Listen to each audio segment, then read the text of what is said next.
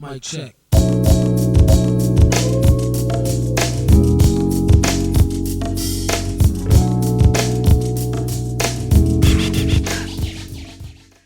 Hi, and welcome to TK's Tactical Tips. Today's tip is to give you more efficiency and a better overall presentation when you're presenting or doing demos. And today I'm going to focus on Chrome profiles and using an Elgato Stream Deck. I'll describe what that is in a bit. First, I'll talk about Chrome profiles. I use Chrome profiles to organize my top bookmarks by the type of work that I'm doing. I like to have a demo-specific or a presentation-specific Chrome profile. And so each profile needs to be associated with a different email address. In this example, with this particular profile, that's associated with my get a hold of Todd at Gmail address. But for demos, if I click on the presentations, it'll pull up a separate profile with different bookmarks I've already set up.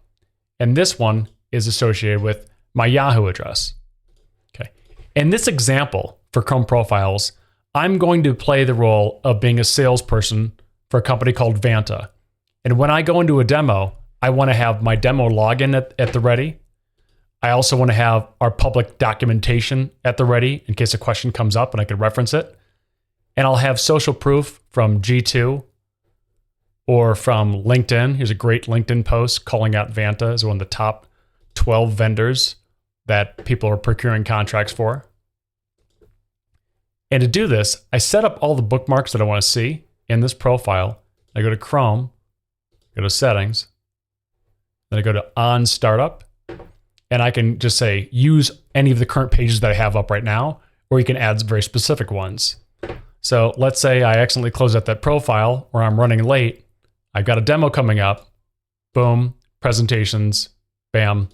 Here's my login screen. Here are the top areas I'm probably going to show in a demo. So that's it for Chrome profiles.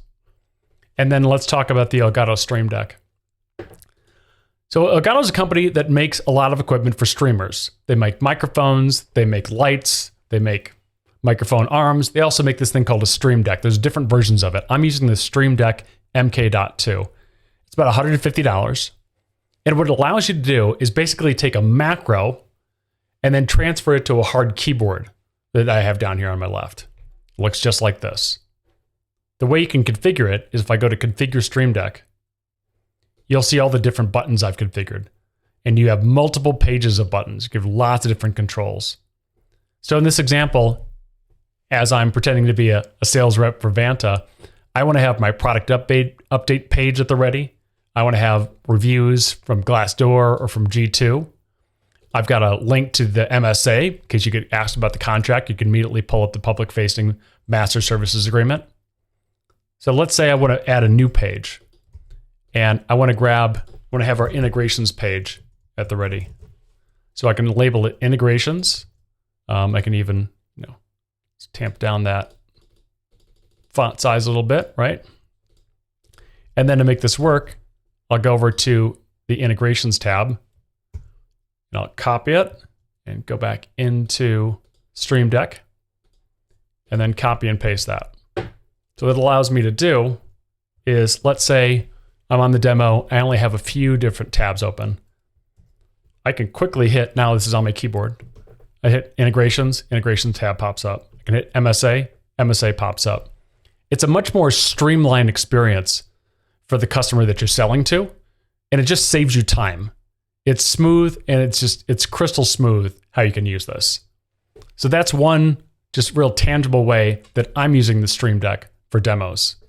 Now, let's talk about the fun side. I'm into music, and I always believe in bringing a little music or something different to my calls.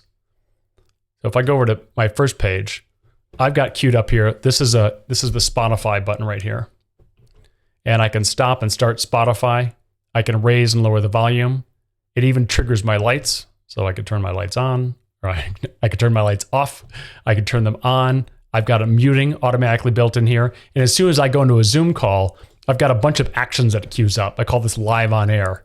And what it does is it unmutes me. It puts my video on. It turns my lights on, and it automatically puts do not disturb on. And then when I'm done with that meeting, I call it off air or leaving. Well, it turns my lights off, and then it turns my do not disturb off on my keyboard. And I've got it set to different playlists on Spotify, my chill playlist, my new music setup. I also believe it's important at the end of any meeting with a prospect or customer to have your calendar at the ready so we can schedule a next step together. So rather than going looking for my calendar, it's one button away. Or LinkedIn Navigator when I'm doing searches. And I talked about the LinkedIn Navigator search capabilities in my last demo. I've got that at the ready. Or my calendar link. It's so simple to do this. And it just makes it, it makes it fun, a little bit more festive on a call. So I'll show you an example right now. If I cue the music back in with this button, right, coming through. And then if I'm gonna push this button right here, I'm gonna toggle down the music. All right, so there's some professional tips and there's some fun practical sides of the business of selling. So make it fun, make it your own, become more efficient, become more engaging. I hope you've enjoyed this tip today. Thanks for listening to TK's Tactical Tips. Bye for now.